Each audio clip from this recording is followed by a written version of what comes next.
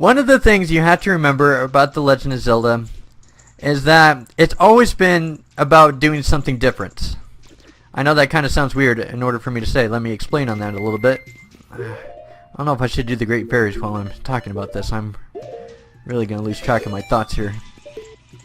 Well, essentially, let's go back to The Legend of Zelda with the Nintendo Entertainment System. What did that do for the series? Like, for being the very first game for setting the benchmark, it did more exploration for the Legend of Zelda series more than anything else could ever possibly do.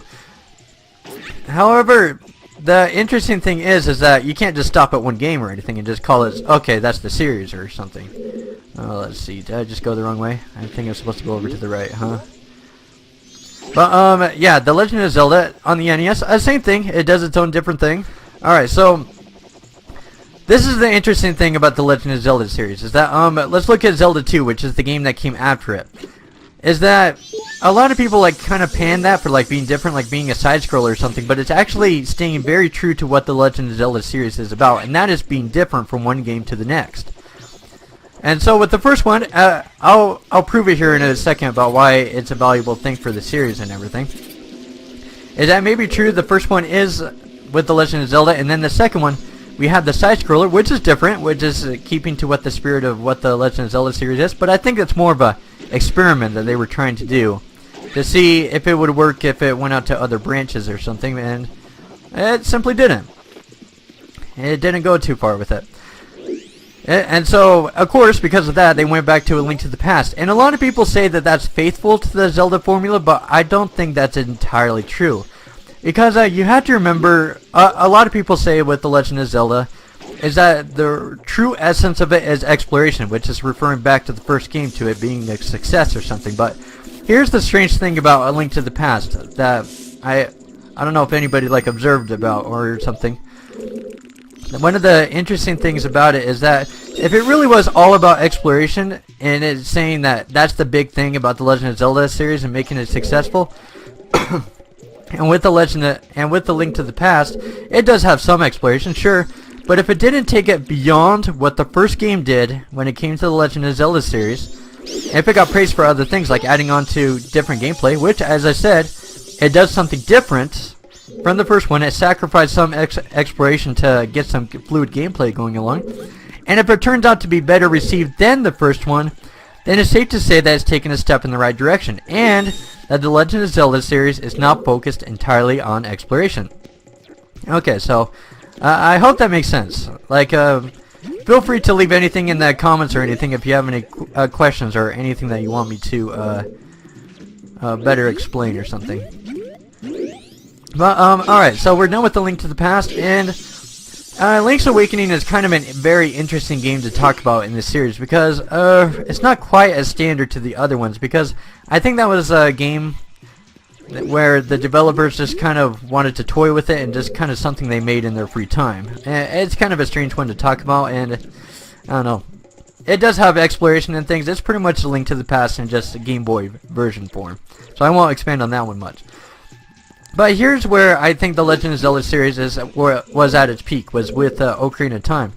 Now, I'm going to go back to the argument here really quick. When it came to the Legend of Zelda, see people say, I hear this all the time. Like, no offense or anything if you have this claim or something and saying that, oh, the Legend of Zelda is like all about exploration or something. But here's the thing, though, is that if Ocarina of Time is like considered one of the best video games of all time, and if it isn't as exploration heavy as the first one, then that's not what the series' formula is anymore. Like, I'll give you an example. Like, you know with the Teenage Mutant Ninja Turtles, how it was, sorry, I'm like playing this while I'm talking or something, but you know how with the Teenage Mutant Ninja Turtles, it like started out as a toy thing? It started as a toy. It wasn't actually a movie or a live or any adaptation or anything. It was just simply toys, just like Barbie dolls or something to start out with. And then, you know what it eventually became to be? Is that it became just like, it became movies, it became all sorts of media. It didn't just keep it to dolls or anything exclusively anymore. It's not what it started out to. It wasn't what it was intended to be, started out to be, just like with the NES, Legend of Zelda. But it developed into a new thing that people wanted from it. Like, we just want all the movies. We got the 2014 movie. Plenty of things with the with the Teenage Mutant Ninja Turtles to go with. This is the same thing with The Legend of Zelda. So I think it started out with exploration as the benchmark, but now take a look at what Ocarina of Time offered. And this is where I truly think the Legend of Zelda series shines at its most, is that if you take a look at Ocarina of Time, what stands it out from other Zelda games is that it's easy to get your hands on, it's easy for new players to enjoy, and it's nice enough for hardcore players to get into because, well, it just has a lot of balance with everything. It has exploration, it has side quests, it has a variety of things, it has a nice story to it, and it has a decent amount of challenge, but not something too grueling or too hard. Now, this is where Majora's Mask kind of throws the curveball, but not really if you think about it. Like, I don't know if anybody was there. Like, I'm probably guessing anybody who is above, I'm probably guessing above like 20 years of age or something probably remember this. This is just a guess. I'm just taking a wild guess here at the moment.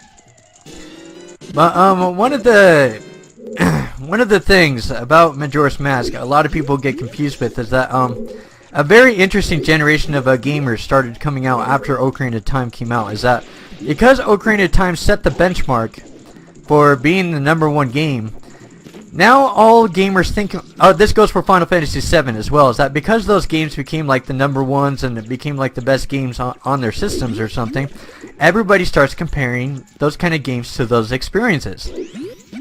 You know what I'm talking about.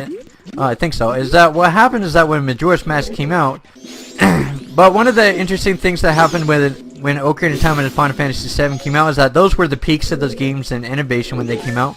And because of that, every new game that came out after that, just at the time, were inferior to those games, just simply because it didn't match up to those impossible expectations that gamers had for those games at the time. So I hope that makes sense. I hope that I got that across how I wanted to. So the debate with Majora's Mask now, this is the interesting thing that I have to cover with this, is that a lot of people, when Majora's Mask came out, everybody was saying, oh, it's a hypocrite to what the Legend of Zelda series is meant to be, and everybody had those high hopes with the Ocarina of Time and that it had to be exactly like that game, because that was the new generation thing that was kind of coming out with it. But here's the thing though, is that I want you to think back to Zelda 2 and like with the Link to the Past and things, is that those games were like different and things, and that's exactly what the Legend of Zelda series is that it changes up its thing every single game. A lot of people think because Ocarina of Time was like this #1 game or something, everybody happens to think, oh, it doesn't have to change, it has to be the same forever, but that's not true. What Majora's Mask did, like when it came to the 4 dungeons and everything, a lot of people critiqued it and saying, oh, it's not like, it doesn't have as many dungeons or something. That's up to personal preference. That's nothing to do with judging it fairly or anything. That's just whether you like more dungeons or things with it. So here's the thing, is that with 4 dungeons and with the side quests and things, when it came to Majora's Mask, this is the #1 thing, is that it did its own different thing. Is that it did sacrifice some dungeons for a side quest thing because that's never been done before in Majora's Mask. Do you see what I'm saying? Is that it's doing something different as the series has always been. And this holds true for every game that's come out afterwards, like with Wind Waker and with Twilight Princess and Skyward Sword. Every time that the series does something different, it gets both complimented and criticized on. Some people say, you know, just like with what I was saying about the Phantom Hourglass thing like earlier, was that some people were expecting that to be just like Wind Waker. They said it was too different or something. They want things to be the same. This goes for everything. Is that this is only my opinion. This is just one person talking, and it is not fact. It is for different interpretations for everybody on what this means for every Zelda player. That's just how the entire Zelda series works, is that, you know, it's all up to interpretation. They're all critically acclaimed games. They're all wonderful games. But you have to admit, out of all of the things out there, there's just something that you're not going to like about the Legend of Zelda series. It's not because it's bad. It's just because it's a little different. For example, with Phantom Hourglass, some say it's not like Wind Waker and they wanted it to be close like Wind Waker, and so some Zelda players don't like that. So here's the thing with Majora's Mask, is that while it may be true that the argument still stands that the 4 dungeons thing is a bad concept to go for, here's the thing though, is that side quests are too. when it comes to the Legend of Zelda series is that side quests is an important part of Zelda 2, not just the dungeons. So just because it puts an emphasis on somewhere else in the Legend of Zelda series doesn't mean it's a bad game or something. But here's the big thing that you have to remember about it, is that it depends on whether you're more into dungeons or whether you are more into side quests that determines whether you'd be a Majora's Mask fan or not. And this isn't just Majora's Mask that I'm pointing fingers at or anything either. When it comes to the Legend of Zelda series, is that its defining feature is making it different from every time. But here's the thing though, is that this is what makes it a Legend of Zelda game, is that you keep to those things and what makes it a Zelda game. But at the same time approaching it a different way. Like for example, dungeons, as long as there are dungeons in a Zelda game, then it's a Zelda game. If it has side quests, then it's a Zelda game. If it happens to have new items or something every time you go into a dungeon, different things for you to look out for, then it's a Zelda game. No matter how different it takes its execution, it's going to be a Zelda game. So essentially, like when it comes to different Zelda games, is that a lot of people do criticize Zelda games like for being different from one to another. And you know what, those arguments will go forever. There's nothing you're going to do about that. Like for example, with me, with Majora's Mask, I like more dungeons and I don't really like its death theme or something. That's just my personal preference. But that doesn't mean it's not a Zelda game and what it's trying to go for. As long as it does those things, like as long as it has dungeons, as long as it has items, as long as it has side quests of any shape, way, or form or something, those kind of areas or something, then it's a Zelda game. But I think the big thing that stands it out from other, what makes Legend of Zelda series so different from other series out there is that it takes a different approach to every single thing that happens from game to game. And that's what it's designed to do. You can't treat it like other series. Like for example, Mario, all you do is just run and jump. That's all you do in that game.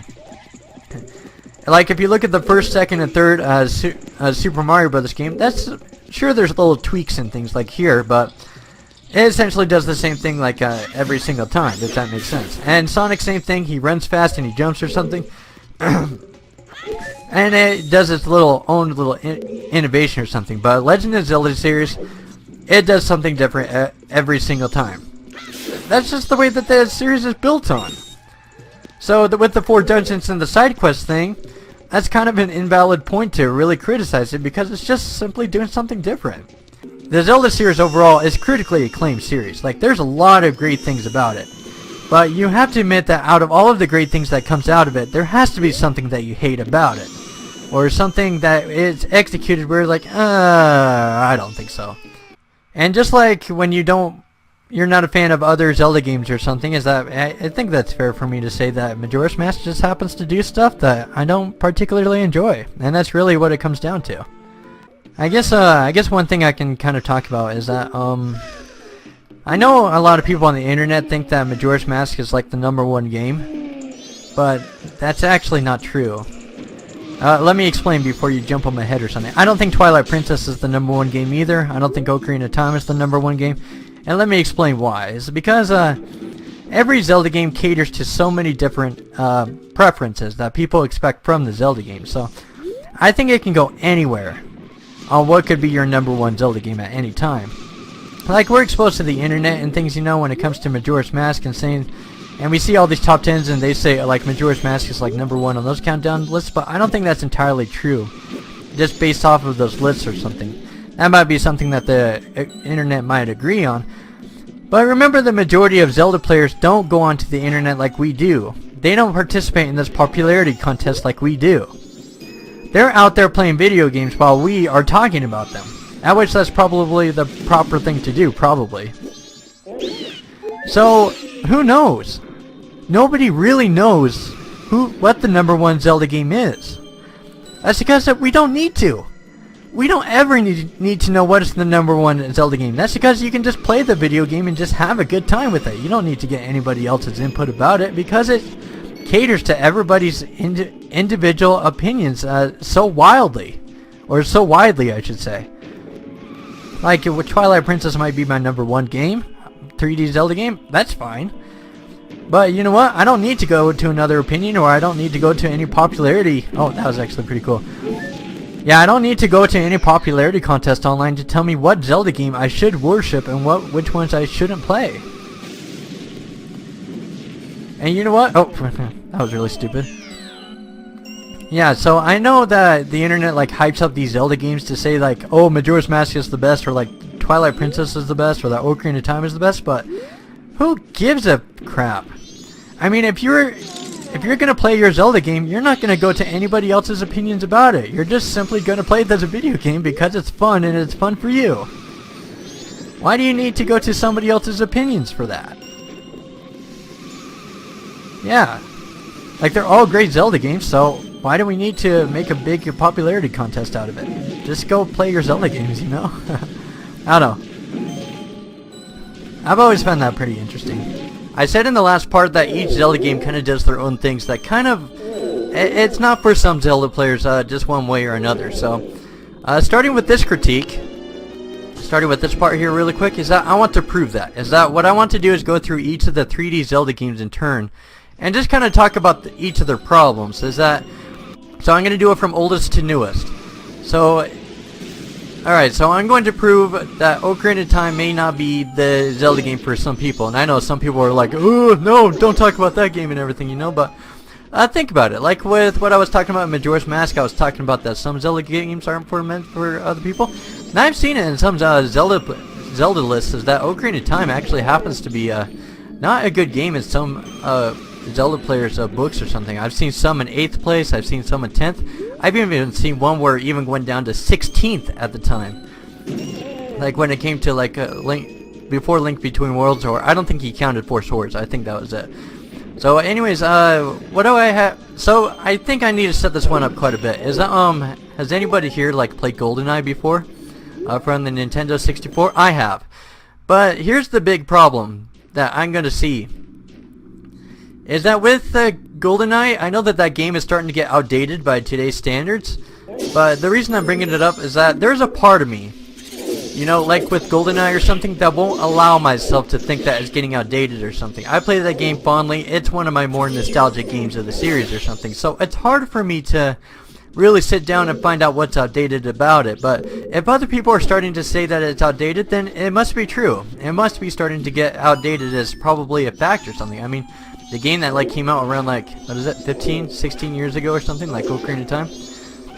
So when I talk about Ocarina of Time, is I think this is kind of something where 75, 80, or 90% of the Zelda players won't really, just like with me with GoldenEye, is that maybe they won't let themselves to think that the game is starting to get outdated, but I think it is starting to get outdated in the sense that, well, it was made like 15 years ago, so if you compare that to the graphics of nowadays or something, it might have aged well or something, but it doesn't really change that the game was made like 15 years ago. So there might be some problems with the game that maybe some don't want to really see in it, because maybe they're just immune to it because they played it for so long or got adjusted to it, just like what I did with the GoldenEye. You know what I'm saying? So here's the thing. So I've been like talking to some Zelda players that don't like Ocarina of Time, so I'll be speaking from their standpoint a little bit. Okay, so there was a little bit of lag there, so sorry about that. I had to skip over that there really quick. So this is what I've been talking about with other Zelda players that don't like Ocarina of Time, so I'll be forwarding this to you. So when I'll be critiquing Ocarina of Time here. The first one that I'll probably, the first complaint I've been hearing about with Ocarina of Time, how it hasn't been holding up to today, is its story. And let me explain about that a little bit. Is that it may be true, you might give out the argument that Ocarina of Time, it's fantastic when it comes to gameplay or something, but because it doesn't focus so much on the story, it gives off just minimal, like when it comes to the story, it's probably the greatest out of the series in terms of gameplay or something, but because it takes the least amount of time in a story compared to other Zelda games, there's also the argument out there, is that it's probably the simplest story out of all of the Zelda games. Like, for example, like Link, he doesn't really give off too many emotions or something. Like he just kind of flies his head back or something, and probably like gives off that gasping face or something. But otherwise, he doesn't really give off too many other emotions. So it's hard to relate to Link in that fashion. And also the other thing though is though too with the Ocarina of Time stories that it doesn't really involve anybody like Link personally or something. Like for example with Wind Waker, it involves Link's sister, so when she gets kidnapped, you can kind of feel that you can kind of feel that connection to her, in that the story feels more important to you because it's Link's sister and things. And in Twilight Princess, there's the friends, there's the kids. I think there's like 4 or 5 of them. There's Midna, there's a few other characters or something. And with Skyward Sword, of course, there's Zelda. Okay, and with Skyward Sword is that you have a close attachment to Zelda when it comes to a Skyward Sword. And with Ocarina of Time, there isn't really a close attachment to anybody throughout that game. It's just simply drums it down to you gotta save the world. And of course, there's the argument out there where people can say, like, oh, you can like get close to like Surya or Daryunia or something, but you don't really know anything about them. You just kind of talk to them in passing or something, like both as Kid Link and both as an adult Link. Like when, for example, the only time you really meet Surya is when you're getting the ocarina from her and she teaches you Soraya's song. And the last time you meet her is when you do the medallion, but you don't really sit down and really talk to any of the characters or really get to know them. So you see what I'm saying is that Ocarina of Time, I think it's the weakest in terms of its story, but it's sacrificed with a lot of gameplay, so there's that argument there. So that's a very fair argument to make. But there is also the big con out there that it sacrifices in story because of it. So I just wanted to point that out. The second thing is that it doesn't look really too clean for 2015 standards. Like, going back to the GoldenEye thing again, is that it may look good to you because you probably played the game so much and you're probably like used to it and probably got yourself desensitized to it, but 20 frames per second is not good by 2015 standards for today. But yeah, that's one of the things, is that 20 frames per second and things, like, again, like when I was saying with GoldenEye, we might be used to it or something, but somebody from 2015 might have a trouble playing it. Is that the normal for today is 30 to 60 frames per second. So I'd probably say anybody who's like fresh to Zelda or something, don't recommend them Ocarina of Time. Just the game is it's kind of a little bit out of place with its frames per second. And I know some people will like praise the remake or something and saying the 3DS remake. Yes, recommend that to them.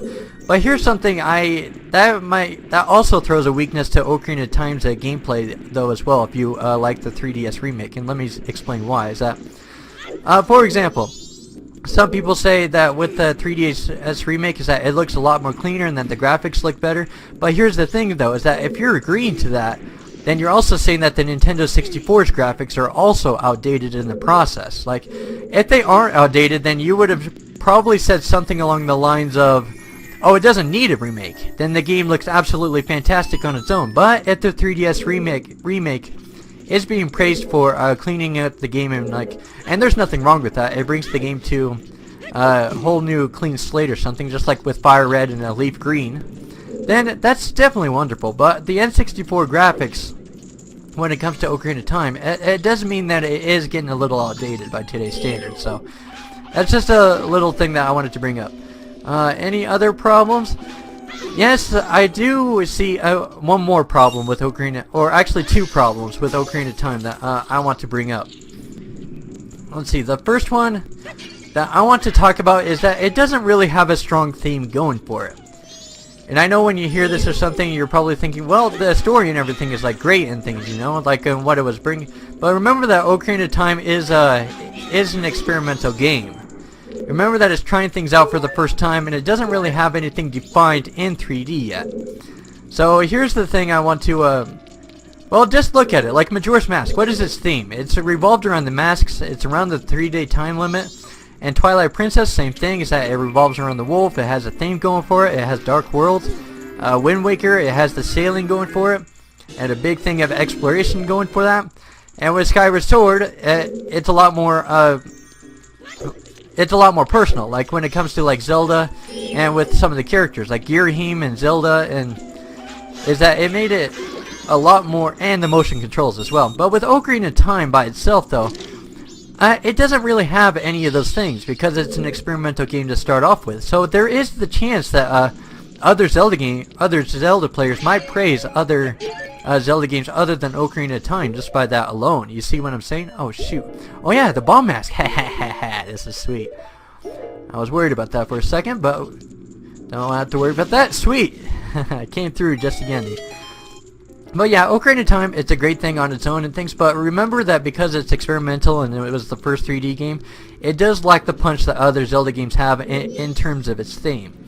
But it is a complaint I've heard from Ocarina of Time haters, or I wouldn't really call them haters or something, but those that don't prefer Ocarina of Time, because the exploration is kind of limited in some areas more than others. And not entirely, but if it's enough that they said that it's not a favorable Zelda game compared to the others, then yeah. Then they could be having a point. I think that's everything that we can talk about with Ocarina of Time. Is that, and again, that's subject to opinion. There's subject to all sorts of stuff with what I was just talking about right there. And I'm not trying to blow it in your face or anything that Ocarina of Time is a bad game or something. I'm just simply saying why Ocarina of Time is on an even playing field just like every other Zelda game. Let's see, I don't think it's this one. Let's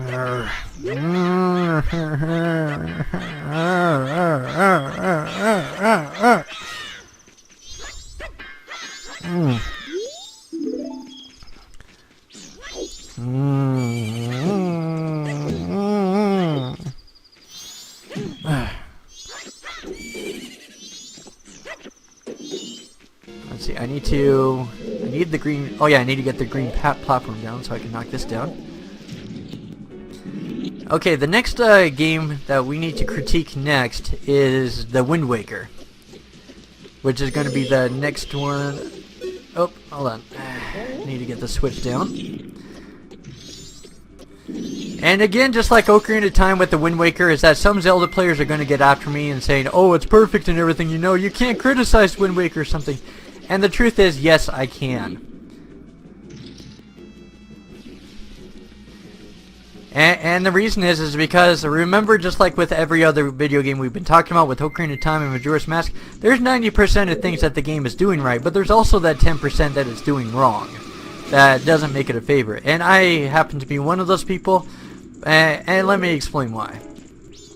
It's because it's true that its most strongest point when it comes to it may be true that Wind Waker's strongest point is when it comes to the sailing or something, that is its strongest point, but that could be also a turnoff for some Zelda players.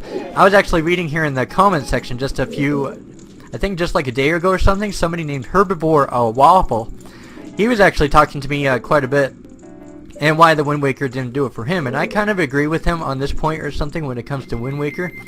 Is that the sailing is pretty cool. It is one of the more natural looking dungeons in the game that looks absolutely beautiful and everything, you know. But my gripe with it is that I played a lot of RPGs when I was younger, like, and I sailed across like water like no tomorrow or something in RPGs or something. So that's kind of something that started to bother me when I started playing later video games. Like, for example, this isn't just the okay. So other games that I also don't like playing is the Elder Scrolls Skyrim. And also The Legend of Zelda Wind Waker. And the reason I don't really get into those games so much is because it looks so much the same from one place to the next. Like with the Wind Waker and things, you know, you could give out the argument that it's like an ocean or something, but it's also an ocean the entire time. And that's kind of fun and things, you know, to look at. But if you're like sailing from point A to point B and things, you know, like all the time and things, you know, in the same ocean environment or something, it's kind of a, no offense or something, but it's kind of a turn-off for me to really enjoy that game because of that. I'm not criticizing because it's a bad Zelda game or anything. Like, I'm talking, it has great dungeons, it has great music, it has great items, it has a great story and everything, but the sailing, you know, it's so hard to really get into that game where you just look at the ocean surface just looking like the same throughout the entire game, just moving from one place to the next. I got Wizrobe right here. He's gonna suck because he shows up about like 6 times throughout the game. And this is another thing. It's gonna be another hard one for Wind Waker.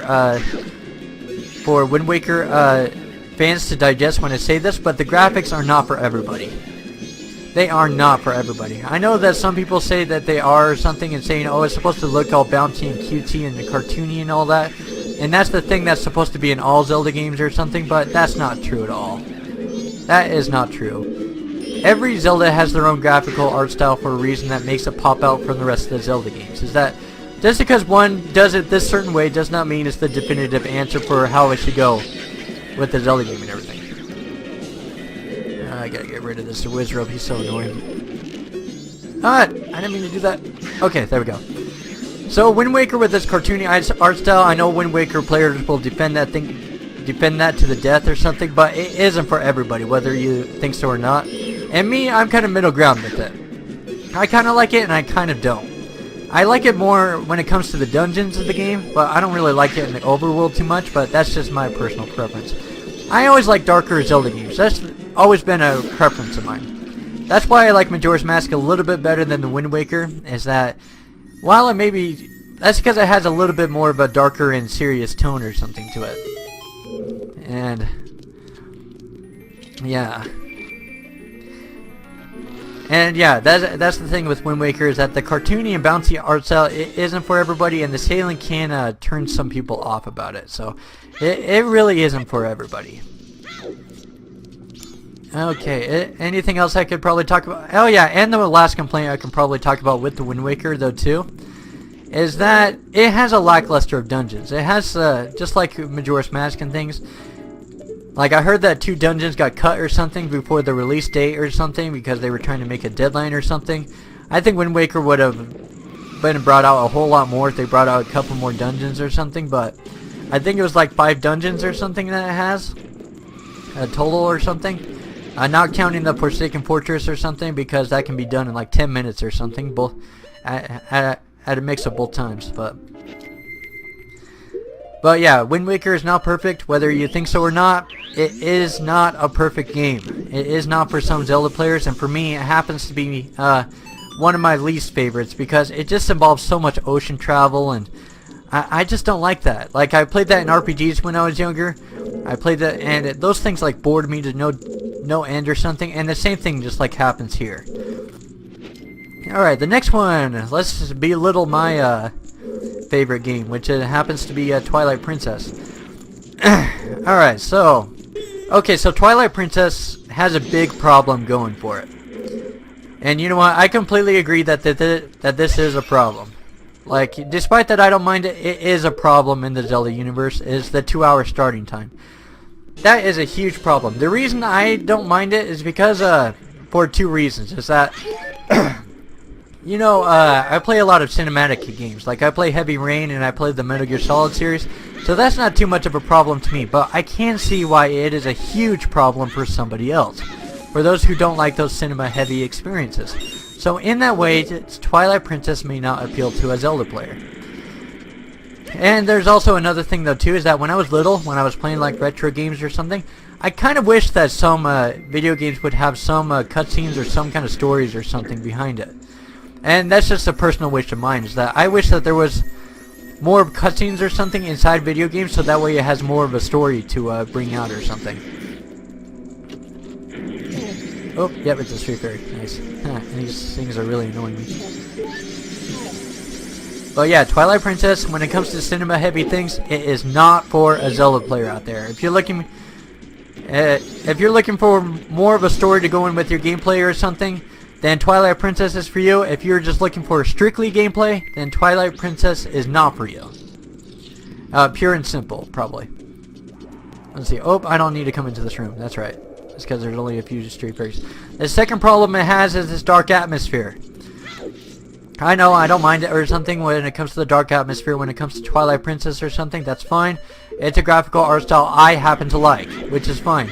But it is not for some Zelda players out there. I know some have said that it's the lack of colors that kind of turns off the game or something about it. That is a problem. It is not for some Zelda players because of that. That's fine. It distinguishes itself with its own style.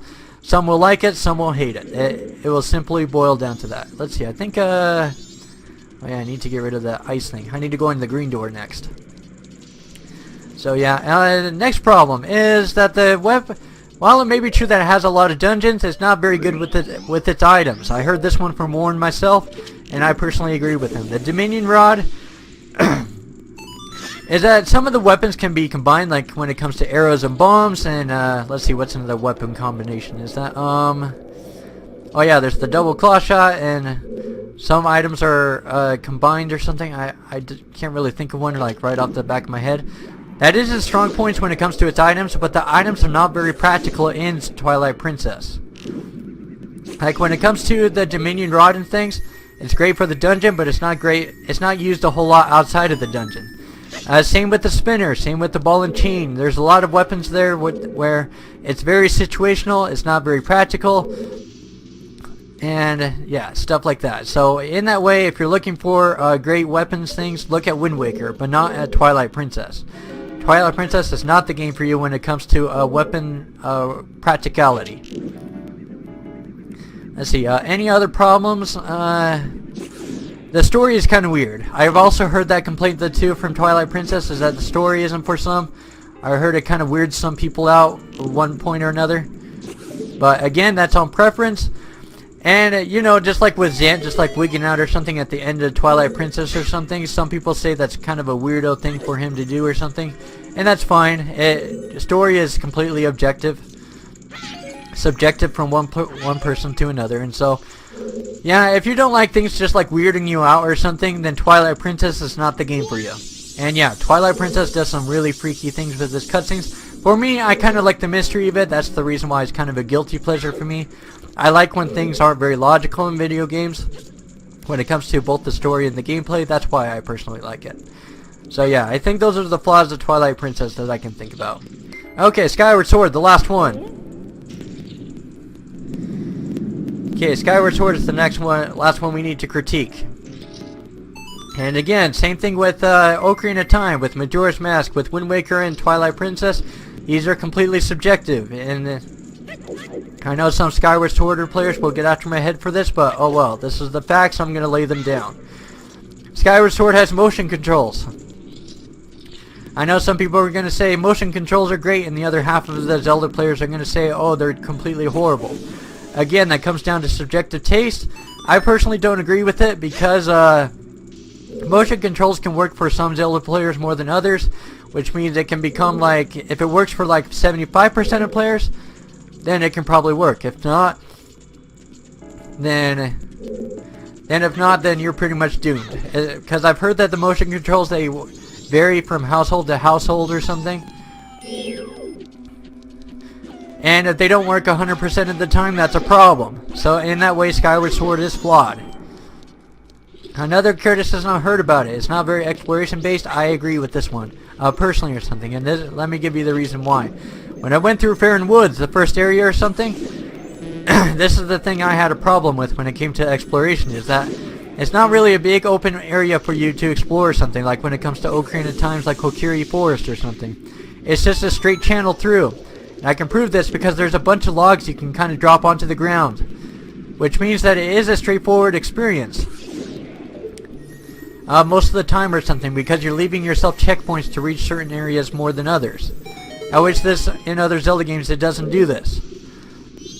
So I would say that Skyward Sword, but again, there is the Skyward Sword players, and probably me a little bit though too, I would probably agree to this, is that linearity is not really a problem or something with the game or something, if it's not too much of a big deal for you. For me, it's not really a problem, linearity or something. I know some Zelda players have a case with that. I don't. Remember, I play Four Swords Adventures. I don't think linearity or non-linearity is really a big issue with me personally, so I don't really care about that. Skyward Sword can do that. I don't really care if a Zelda game does that, becomes linear or not, so I don't have a personal problem with that. Other problems, let's see. Like, I know that those are like two of the big prominent problems or something, and I know that people are only going to say like, oh, there's only like two problems or something that you can like think about it. But here's the thing though, is that Skyward Sword, the two problems I just mentioned on, those are pretty bad in themselves or something. And again, it comes down to subjective views. Some Zelda players don't mind those problems, but others do. And I think it comes down to whether the motion controls work for you, or if non-linearity is going to be an issue for you. And as I described with all 5 Zelda games, they do about 90% of the things right, which is what gives them their positive critical acclaim.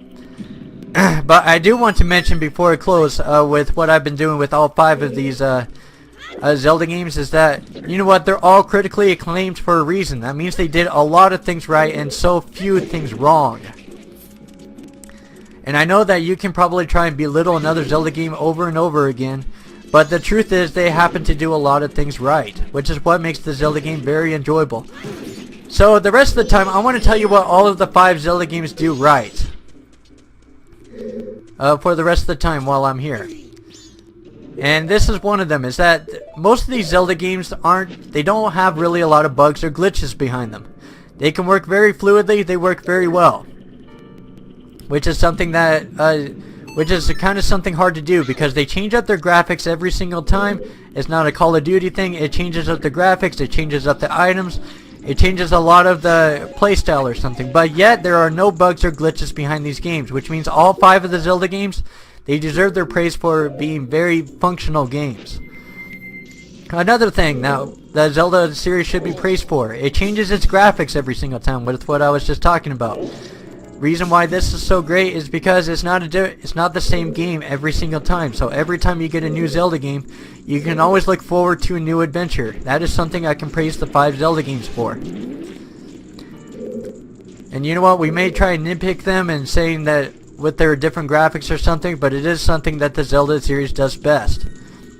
And here's the biggest thing about the 5 Zelda games that a lot of people probably take for granted or something when it comes to the Zelda series, is that they are all pretty much the same game.